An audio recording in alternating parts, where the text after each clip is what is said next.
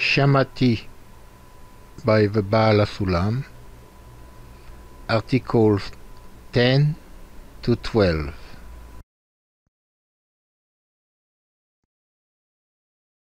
Article 10. What is make Haste, my beloved, in the work?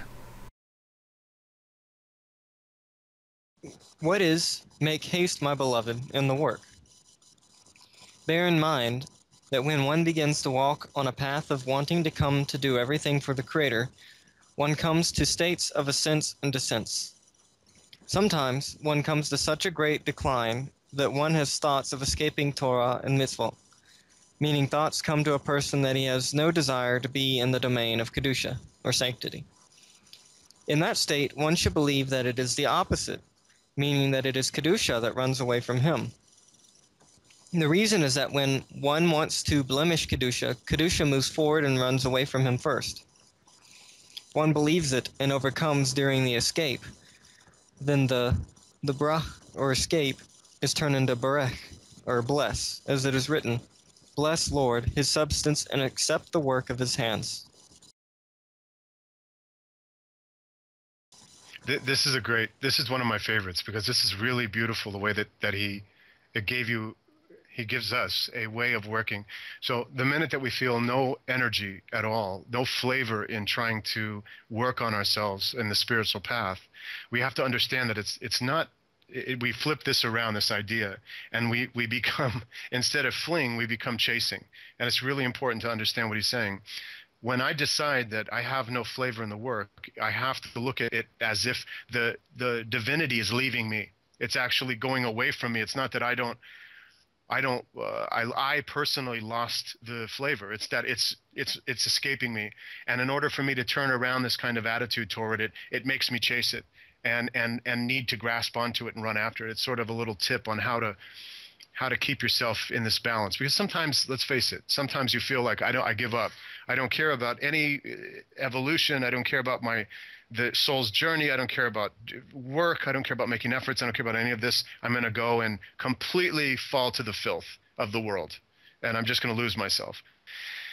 This it's not that the Creator will leave us. It's just that we're going to have consequence to this. There's no question about it, because that's just how the law of nature works. So the minute that I just depart from this work and walk away, I have to know that in that root, it's going to become the branch of chaos. There's no way around it, and it's not a fair or unfair thing. It's just the way the law works. So in an effort to keep myself in a consistent, balanced state, I have to look at it as if when I get this type of impression, when I feel this way, that I have to turn this around and say, no, no, no, no. This is the light escaping from me, and I need to go after it. I have to make efforts to go after it. I have to keep myself in this balance of wanting to give and keep myself centered in this. And if I let myself fall away to the left, and I become disparaged and push away, that I'm going to feel that the repercussions of that will come into my life for sure, and they're going to cause chaos. It's will happen every time. Now, we may not put two and two together, because it may happen an hour, a week, a day later, because that's how it works, but we're going to feel it every time it's going to happen. And then we're going to not associate the two and think that the Creator is just hassling you because you didn't give him payments. You see, so it's easy to fall into this kind of wrong thinking. So the minute that we feel that I don't want anything to do with this, that we have to convince ourselves that it's the light leaving me, and that I better get on even more so push, and then I can come to a state where I'm balanced again. Does that Philippe, do you want to add to this? Well, I'm going to try to say something maybe that is not really expressed here, but is a little different. But sometimes we feel like, wow, I'm spiritual, I'm connected, I'm flying high. And I think this is, at that time, I also should think the opposite. I should realize that when I'm thinking I am that spiritual and that flying high, but maybe I am not. Because certainly it becomes an egocentric feeling. It's like I'm feeling I'm the one getting that such a level, and I'm feeding my shell, I'm feeding my clipper in a sense, in that sense. So here it's the same. When I feel that it is going away, if I think I'm the one that's pulling away, it's really the Kedusha that's pulling away from me, And here is the same. When I'm feeling that the Kedusha is so close to me, in reality is the Kedusha, I'm so far away from it. Yeah, that's a really good point, actually. So you got it again. Like we have pleasure and pain. You have the two disparagements of not wanting to work and feeling like you've overdone it, or somehow you've reached some level where you can just relax because, it's unbalanced. It's just not in that center. Always being full and empty. Always wanting to make efforts and move forward and watch yourself and scrutinize.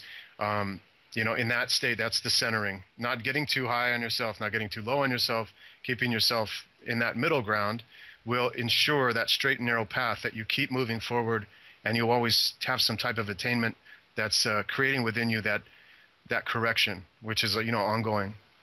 That's a great point. Okay, so 11, chapter 11, joy with a quiver. Joy is considered love, which is existence. This is similar to one who builds a house for oneself without making any holes in the walls. You find that he cannot enter the house, as there is no hollow place in the walls of the house by which to enter the house.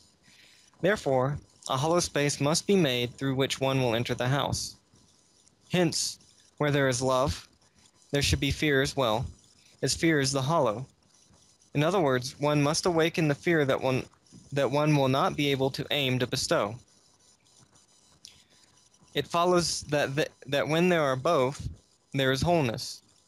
Otherwise, each wants to revoke the other, and for this reason one must try to have both of them in the same place. This is the meaning of the need of love and fear. Love is called existence, whereas fear is called dearth and hollow. Only with the two of them together is there wholeness. And this is called two legs, and precisely when one has two legs, one can walk. This is exactly what Philippe was just reminding us of, which is basically that balancing point, to have that both things in place at all times. I'm watching myself going too far left, I'm watching myself going too far right, and I'm trying to stay in that middle place. So Philippe, do you want to add to this? Yeah, because it makes me think of what we say, Irat Shamayim. We have to have Irat Shamayim, which is it's interpreting also of fear, but the language is to be able to see it. Fear is not that I'm fearful or something going to happen to me. Fear is to see the greatness of something and recognizing how great it is and how small I am. And through that, I can come to the love, as I recognize something is so great before I then I can love it with all my heart. And I think that's what he's trying to say. But we say that from Irat Shamayim, from the fear of heaven, will come the love of heavens. But I need to recognize it. I think we read this when we were studying, for some people that were before with us, into Sefer Hamada, the book of knowledge of Rambam in Yad HaRazaka. But we were learning that the Rambam used to tell us that we have to come to recognize the greatness of God, and from those things we will come to love Him. And one is intertwined to the other. I cannot just have the love without any awe of God. There's no one, like we were speaking before, there is a perfect balance between both one and the other. And I think that's what here maybe is trying to say. Because sometimes when we hear fear, we think of fear as something very negative, a lack of faith, in a sense. Fear is almost a lack of faith. I'm dependent upon my own self. I'm very limited, and I realize that I'm not able to do it. But I think here is to recognize in the same way, I have to recognize that I'm limited, but that's the greatness of a creator, how great it is. And from that, I can recognize that I can love all what he does. Yeah, that's beautiful. The way that you love a spouse should be this way too. The way you love your friends, everyone should be this way. To me, it always reminds me of an admiration that's supernal, that I have enough fear, and fear is a really bad English word. It's these two words. We can say any terms that you want to place here, but the idea is to bring both together to have the pure kind of beautiful truth, which is, on the one hand, I see it to me, and I always make myself below it. I always give it admiration because I respect, admire, and treasure everything within it. And that creates this, like Philippe said, this beautiful love, this beautiful kind of higher spiritual love. And this is what we're aiming for. We're aiming for these two polarities to be balanced completely in the center. I mean, you can love your dog with all of your heart, but you're not going to really have much admiration. You're just going to love the dog. But with the Creator, there's this special kind of admiration that you have that transcends this average kind of idea of fear and love, and becomes a unifying force of both of them that creates this beauty. There's like in nourishment. When we look at the face, right? The face is the roche, the baksuf. The mouth is at the lowest. What does it do?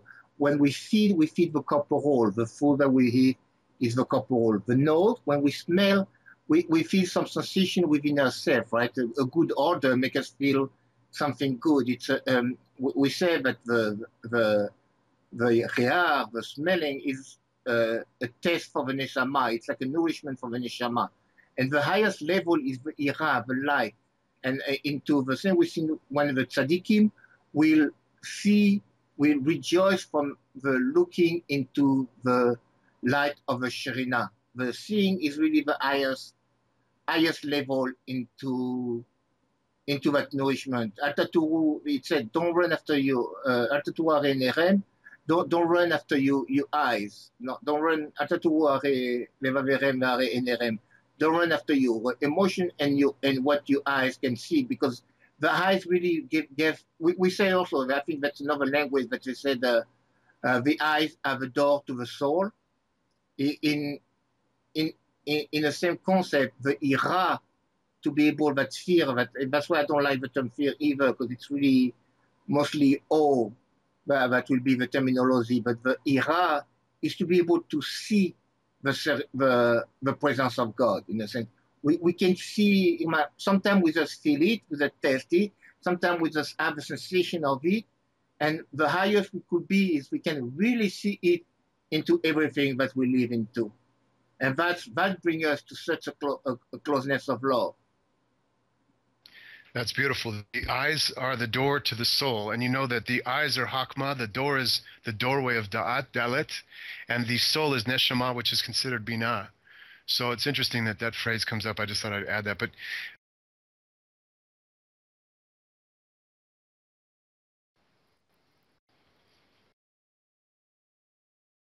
Item 12. The essence of one's work. The essence of one's work should be how to come to feel, taste, and bestowing contentment to one's maker, since all that one does for oneself distances him from the Creator, due to the disparity of form. However, if one performs an act to benefit the Creator, even the smallest act, it is still considered a mitzvah. Hence, one's primary exertion should be to acquire a force that feels taste and bestowing, which is through lessening the force that feels taste and self-reception. In that state, one slowly acquires the taste and bestowing. And they've got to be pretty radically different flavors, huh? Philippe? Of the test here, you speak about the test sensation, but it's really because the pay is within this world. And that's what I don't know if it's exactly what he's meaning here, by the way. If he tried to compare the test as the same concept as from the mouth, from the pay, and therefore into this world, that's why he's speaking of doing an asya into this world, of doing an action into this world. I don't know if he make that connection. That's a connection I'm making. So I'm not saying that that's for sure. That's what the Rav is trying to say here. But the essence of one's work should be into this world. Well, the essence is what I do here. When I do the thing that I do here, I have to try to do it in the concept of bestow, in the sense of bringing contentment onto the Creator. Which means even the most, and that's why he's speaking here, even the most little thing, like what we're doing now. If I do it, I have to do it, but I'm trying to bring contentment to the Creator. It's like and I'm going to take the same example we're speaking about. Like if I have a girlfriend, if I have a wife, or if I have a husband, if I'm a woman, I just want to bring them contentment. So even the most little thing that I do into this world, I'm gonna try to do it because it's gonna please my partner. And I think, and that's become that mitzvah. And I think that's what here it is into this corporality. Even that we have also to remember, by the way, because sometimes we forget. But what is above is also below. What is below is also above. Nothing can happen below that did not happen above. That does not happen into the root. Everything that is in the branches also happen into the root. So as much as I can do for the contentment of God in down here, and that's about everyone, that's about me. I think we talked about it yesterday when Rav was saying, like, if he was getting $100, then he would say, no, you have to give 50 to Philip. Truly, I should take the 100 and you should take nothing. But no, I should take the 50. I want the contentment also for the other. I don't want it only for myself. And that would be doing it to bring the contentment toward the Creator.